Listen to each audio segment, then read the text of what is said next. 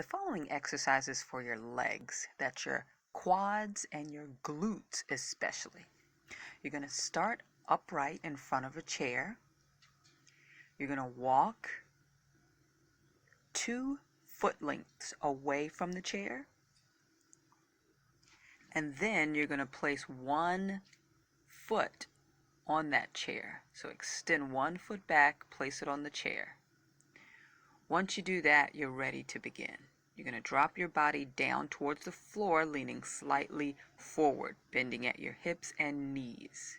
You're going to push off of your front foot to return to that upright start position.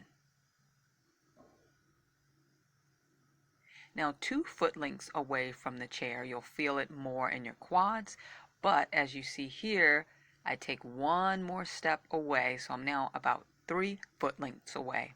So now, when I do the same foot up split squat, it's going to focus more on my glutes. That's my butt.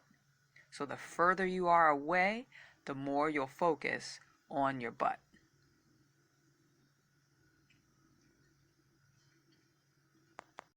Thanks y'all so much for watching. Please like, share, and subscribe for more exercises.